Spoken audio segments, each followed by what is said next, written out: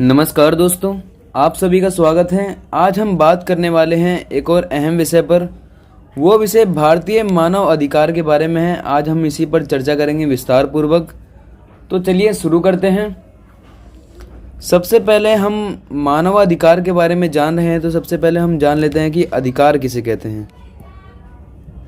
अधिकार किसे कहते हैं दोस्तों? अगर लॉस्की के अनुसार जाने तो वो इज लॉस्की, तो लॉस्की वो था, लॉस्की का वैसे पूरा नाम था हेरोल्ड जोसेफ लॉस्की। इसका पूरा नाम था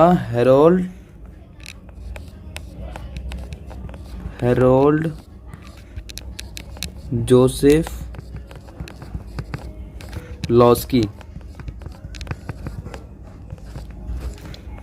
ये ब्रिटेन के एक राजनीतिक सिद्धांतकार थे। राजनीतिक सिद्धांतकार के साथ साथ ये अर्थशास्त्री भी थे, लेखक भी थे एवं प्रवक्ता भी थे। कहाँ के थे? ब्रिटेन के थे। तो दोस्तों, इनके विचार थे अधिकार के ऊपर। तो इनका विचार ये था कि अधिकार मानव जीवन की वह परिस्थितियां हैं जिनके बिना सामान्यतः एक व्यक्ति अपना पूर्ण विकास नहीं कर सकता। मतलब इनका कहना यह है कि अधिकार के बिना कोई भी व्यक्ति, किसी भी देश का कोई भी नागरिक हो, वो अपना विकास नहीं कर सकता बिना किसी अधिकार के। ये इनका कहना था हेरोल्ड जोसेफ लॉस्की का। तो चलिए आगे बढ़ते हैं। हम आते हैं अपने विषय पर। हमारा विषय है मानव अधिकार के बारे में। भारतीय मानव अधिकार के बारे में जानने से पहले हम जान लेते हैं कि मानव अधिकार से हमारा क्या अभिप्राय होता है। तो दोस्तों, मानव अधिकार से तात्पर्य ये होता है कि यह उन सभी अधिकारों से जिसके अंतर्गत व्यक्ति के जीवन, मतलब वो उसके जीवन, स्वतंत्रता और समानता, इन प्रतिष्ठा यानी से जुड़े हुए होते हैं। इसी को हम मानव अधिकार के रूप में जानते हैं। और इन सभी को, मतलब मानव अधिकार को भारतीय संविधान के भाग 3 में मूलभूत अधिकारों के रूप में वर्णित किया गया है।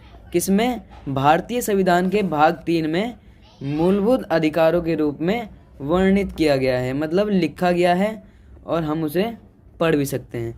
उसके बाद बात करते हैं, ये जो मानव अधिकार होते हैं, इसका हनन किसी जाति, धर्म, लिंग या भाषा के आधार पर नहीं किया जा सकता। ना इसे बदला जा सकता है, ना इसे तोड़ा जा सकता है। तो यही मानव अधिकार का सर्वश्रेष्ठ एक शक्ति होता है कि इसे बिना, मतलब इसका हनन किसी जाति, धर्म या लिंग या भाषा के आधार पर नहीं किया जा सकता है। उसके बाद चलिए अब बात करते हैं हम हमारे विषय पर कि भारत में मानव अधिकार के प्रकार के बारे में बात करते हैं। सबसे पहला प्रकार है मानव अधिकार के अंतर्गत प्राकृतिक अधिकार। प्राकृतिक अधिकार वही होते हैं जो मनुष्य अपने जीवन से ही कुछ अधिकार लेकर आते हैं, उसे हम प्राकृतिक अधिकार के रूप में जानते हैं। दोस्तों, मतलब जब मनुष्य जन्म लेता है तो वो अपने साथ साथ कुछ अधिकारों को लेके आता है, तो उसी को हम मतलब इसको हम क्या बोलेंगे? यही बोलेंगे ना कि प्राकृतिक देन है। मतलब प्राकृतिक रूप से मिले हुए अधिकार को हम प्राकृतिक अधिकार कहते हैं।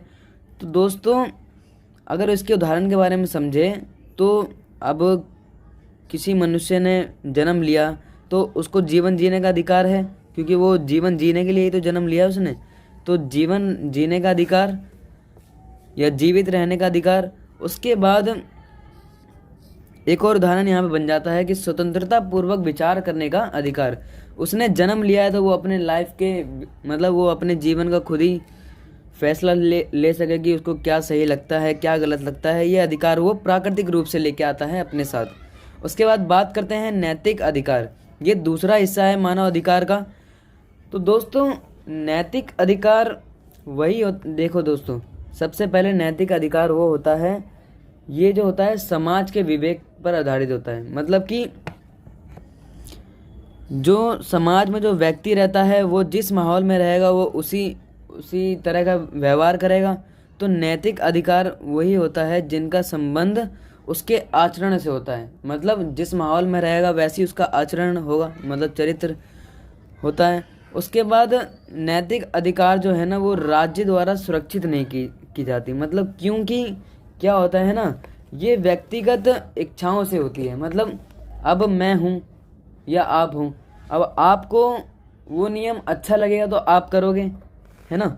जैसे यहाँ पे एक उदाहरण देखो, माता पिता का सम्मान करना।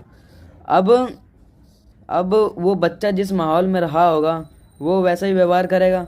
अब मैं क्या करूँगा, माता पिता का सम्मान करूँगा, आप भी होगे, आप माता पिता का सम्मान करोगे, लेकिन कोई और, उसका हम नहीं बता सकते, तो वो क्या करेगा, अब वो उसके इच्छाओं पर आधारित है कि वो माता पिता का सम्मान करेगा या नहीं करेगा। ये होता है नैतिक अधिकार, किसके अंतर्गत, मानवाधिकार के अंतर्गत। उसके बाद एक और उदाहरण यहाँ पे आप देख लीजिए कि नैतिक अधिकार के अंतर्गत क्या आता है कि अपने देश के झंडे या राष्ट्रीय ध्वज या राष्ट्रीय गान का सम्मान आदि इसमें सम्मिलित हो जाते हैं, मतलब इसमें मिल जाते हैं। क्योंकि अब देखो, अब आप चाहो तो झंडे का सम्मान करो या ना करो, ये आपके ऊपर है। राष्ट्रीय ध्वज, राष्ट्रीय गान, ये सभी आपके ऊपर होता है कि ये आपके इच्छाओं पर होता है। अगर आपके अंदर राष्ट्रवाद की भावना है, देश के प्रति प्रेम है, तो आप क्या करोगे, अपने देश के राष्ट्रीय ध्वज, राष्ट्रीय गान, राष्ट्रीय झंडे का क्या करोगे, सम्मान करोगे। तो ये होता है दूसरा हमारा क्लियर, यानी नैतिक अधिकार हमारा क्लियर होता है। उसके बाद बात करते हैं हम कानूनी अधिकार के बारे में। मानव अधिकार के अंतर्गत तीसरा अधिकार आता है कानूनी अधिकार। कानूनी अधिकार से हमारा अभिप्राय ये होता है कि वह अधिकार होते हैं ये जिनकी व्यवस्था राज्य द्वारा कानून व्यवस्था के अनुसार की जाती है। मतलब उस राज्य में जो कानून है उसके द्वारा ये व्यवस्था की जाती है, कानूनी अधिकार की व्यवस्था की जाती है। उसके बाद ये जो अधिकार होते हैं, मतलब ये जो कानूनी अधिकार होता है ना, ये न्यायालय द्वारा लागू किए जाते हैं। उसके बाद अगर हम इसको उदाहरण के माध्यम से समझे तो इसका सर्वश्रेष्ठ उदाहरण यही है कि कानून के समक्ष समानता, मतलब कानून के समक्ष जो है सभी समान हैं। और उसके बाद कानून का समान मतलब कानून के प्रति सभी का समान संरक्षण मतलब बचाना। उसके बाद नेक्स्ट पॉइंट है हमारा नागरिक अधिकार के बारे में।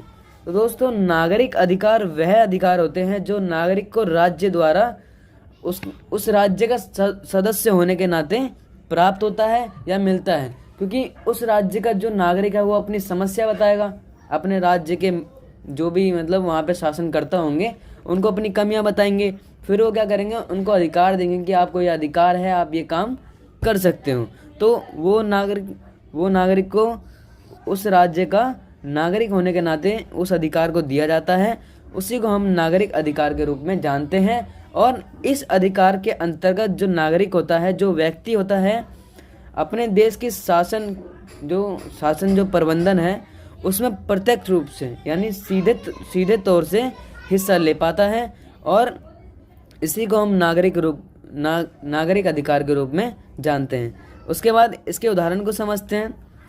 नागरिक अधिकारों के उदाहरण लोगों के काम करने, खाने, रहने, इन सभी कार्यों के ऊपर संबंधित होता है।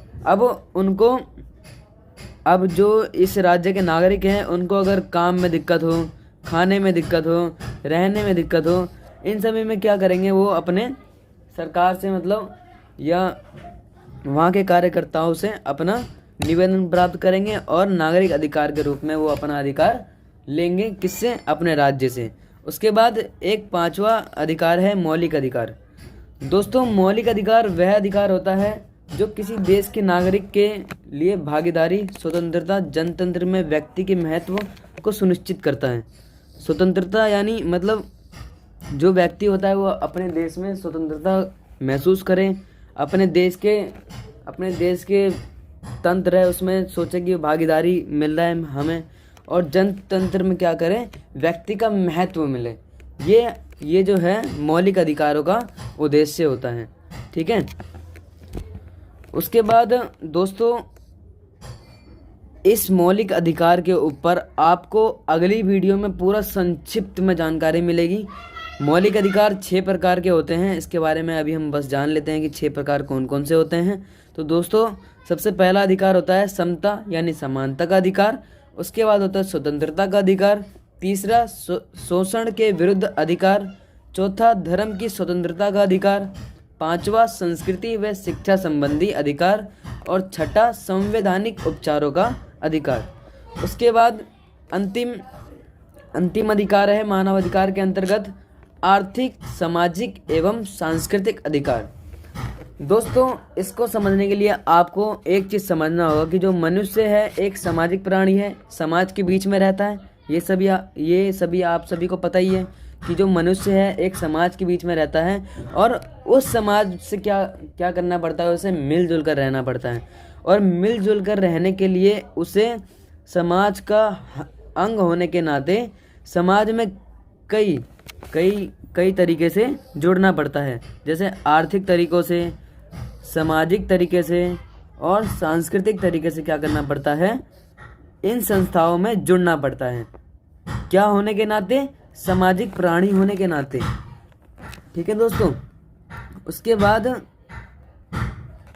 संस्थाओं का सदस्य भी होता है और इन गतिविधियों में भाग भी लेता है। किन गतिविधियों में?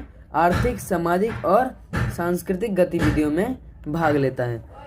बस दोस्तों, आज की वीडियो में इतना ही। वीडियो देखने के लिए धन्यवाद, और वीडियो पसंद आई हो तो चैनल को सब्सक्राइब करना ना भूलें।